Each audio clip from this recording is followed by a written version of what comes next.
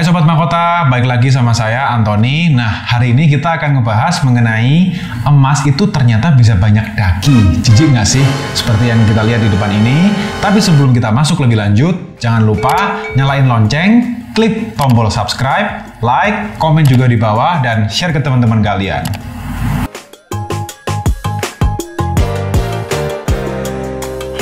Nah, kita hari ini akan ngebahas mengenai emas. Ternyata dari yang kinclong seperti ini. Nah, ini yang kalian lihat seperti yang pernah kita bahas mengenai emas batangan. Ini emas batangan murni ya guys. Kalian bisa lihat ini emas 24 karat. Jadi bahan baku waktu sebelum jadi kalung, cincin, dan lain sebagainya perhiasan itu seperti ini. Ini adalah emas 24 karat, emas murni ya, yang harganya lagi gila itu sekarang. Nah, emas yang bersih seperti ini itu ternyata bisa menjadi kotor ketika dipakai sama orang. Kayak kita kalau waktu pakai cincin, kalung, gelang itu ternyata bisa kotor banget. Nah, seperti apa prosesnya akan kita kupas habis di episode kali ini. Saya punya beberapa bungkus seperti ini. Di episode yang sebelumnya saya pernah bahas mengenai ketika kita itu ngancurin emas ala sultan kapan hari. Nanti akan saya kasih linknya di sini. Nanti kalian bisa lihat. Ngancurin emas ala sultan itu adalah perhiasan atau emas yang udah rusak. Kita rusak sekalian, terus kita kirim balik ke pabrik untuk direkondisi, untuk didaur ulang, untuk diproses menjadi perhiasan yang baru lagi. Nah, setelah itu dari pabrikan itu tadi, itu akan kembali lagi ke kita. Ini nih prosesnya yang akan kita kupas di episode kali ini. Jadi dari pabrik itu, waktu kita udah kirim ke sana dalam bentuk emas-emas yang udah rusak, yang kalian jual di toko, terus barangnya itu dalam kondisi yang udah rusak, atau kadang nggak rusak tapi udah modelnya jadul, udah model lama, perhiasan yang kuno-kuno. Nah, itu kita kembalikan ke pabrik, dan dari pabrik itu disortir lagi, difilter lagi sama pabriknya, itu kembali lagi ke kita seperti ini guys. Nah, ini ada banyak bungkusan-bungkusan, kalian bisa lihat di sini. Ini adalah isinya emas semua, tapi nggak cuma emas, ada emasnya seperti ini. Nah, ini kalung ya, kalian bisa lihat nih kalung, ada cincin di sini, macam-macam lah pokoknya di dalam sini. Di sini juga. Tapi yang akan kita bahas lebih dalam adalah ini nih. Ini adalah kotorannya atau daki atau bolotnya emas. Kalau orang non Surabaya, orang luar Jawa gitu ya, mungkin nggak tahu apa itu bolot. Tapi kalau orang Surabaya khususnya, orang Jawa pokoknya pasti kalian tahu yang namanya bolot. Ini adalah bolot kalian. Maksudnya bolot itu gimana? Nah, jadi ketika kita pakai kalung nih, nah ini adalah kalung. Ini udah bersih sih, tapi ya belum kinclong karena perlu proses yang lebih lanjut kalau mau dikinclongin. Tapi ini adalah kalung yang ketika kita pakai di tubuh kita, di badan kita, kita kan pasti pakai ini beraktivitas kan. Kalian keringetan, kalian pakai untuk kerja, kalian pakai untuk olahraga, kalian mandi juga pakai sabun. Nah, itu semua menyatu di tubuh kita dan nempel di perhiasan yang kalian pakai, yang kita pakai, entah itu di cincin atau dimanapun juga. Nah, itulah yang ketika kalian jual itu jadi ini lagi, itu menempel dan kita harus bersihin. Kita akan lihat ini kira-kira itu beratnya berapa sih gitu, dan ini semua itu juga dihitung nih waktu kalian jual guys. Gila nih kalian bisa lihat ya, bisa lihat, nanti mungkin bisa di zoom juga. Nih kalau saya lihat beratnya sekitar 4 gram guys, 3,9 kurang lebih 3,9 graman ya, kurang lebih 4 gram. Nah, itu kenapa kalau waktu kalian jual emas di toko kita, dimanapun sih seharusnya, ketika kalian jual ini, itu ada yang namanya, kalau di tempat kita ngomong itu biaya rekondisi. Apa itu biaya rekondisi? Itu adalah biaya supaya kalung ini menjadi baru lagi. Nah, menjadi baru lagi itu ada dua macam cara guys. Kalau memungkinkan, kalung ini akan dibuang total semua daki-dakinya. Kita akan bersihin itu semua, kita akan buat itu menjadi baru lagi dengan kinclong dan juga yang pasti higienis, jangan khawatir, karena kita punya permesinan yang bisa membuat sesuatu ini menjadi baru lagi. Kalau nggak memungkinkan, kita akan kirim ini ulang ke pabrik, dan pabrik akan buat menjadi seperti ini, dan akan buat ulang lagi menjadi kalung yang seperti ini lagi.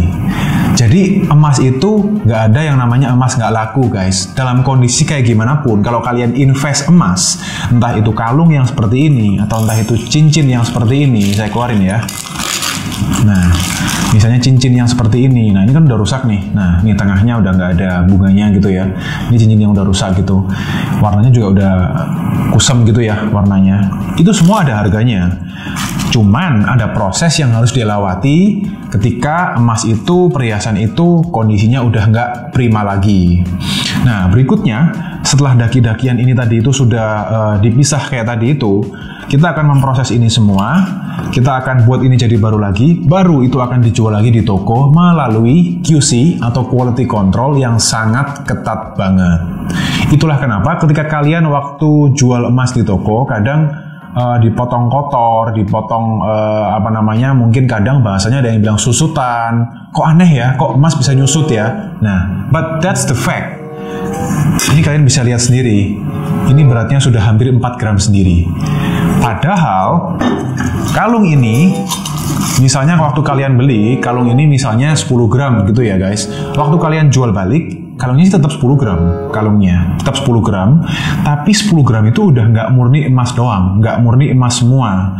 10 gram itu sudah menyatu dengan yang namanya kotoran. Kotorannya berapa, itu tergantung. Setiap kalung, setiap orang, setiap barang, itu pasti beda-beda. Ada yang 0,1 gram, 0,2 gram, ada yang 0,5 gram, kalau banyak tuh bisa sampai setengah gram sendiri guys. Kalian bayangin ya, contohnya nih, hari ini ketika video ini dibuat, harga emas kadar 700 di tempat kita itu 695.000. 700 lah kita bilang gampangannya ya. Nah, kalau kotorannya udah setengah gram sendiri, berarti kalung ini itu akan berkurang nilainya sebesar 350.000 rupiah. Itu kerugian yang akan kita tanggung ketika kita membersihkan kalung ini supaya kinclong lagi.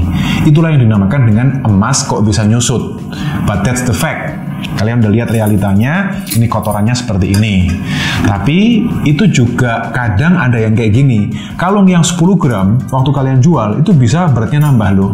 Nambah jadi 10,2, 10,3, misalnya kayak gitu ya. 0, sih. Nah itu karena kenapa? Karena biasanya itu basah, berair, terus banyak kotoran yang menempel, sehingga beratnya itu bisa nambah guys. Cuman gini, yang penting buat kalian ketika kalian menjual di toko manapun ya, tapi dalam hal ini selalu yang kita referensikan adalah tempat kita sendiri, tanpa kita mau menjelekkan tempat lain atau ngomongin tempat lain. Kalau di tempat kita, biasanya kalau kita potong hal kayak gini-gini ya, kayak maksudnya potongan kotor atau susutan atau biaya rekondisi, itu nggak mungkin banyak. Itu pasti cuma 0, sekian. Dan itu juga selalu kita hitung emas. Kalau misalnya ada batunya atau apanya, itu selalu kita hitung guys. Cuman hitungannya aja yang beda. Nah, itu detailnya kalian bisa langsung aja hubungin ke toko-toko kita, entah online atau entah offline. Tapi yang pasti saya mau menjelaskan, kalau kesimpulannya adalah emas yang awalnya bentuknya kotak seperti ini, itu bisa kita buat menjadi seperti ini, menjadi kalung, menjadi cincin seperti ini. Dan kalau cincin dan kalung ini rusak, kita akan bersihin kalung dan cincin ini, kita buang semua kotorannya, daki-dakinya seperti ini.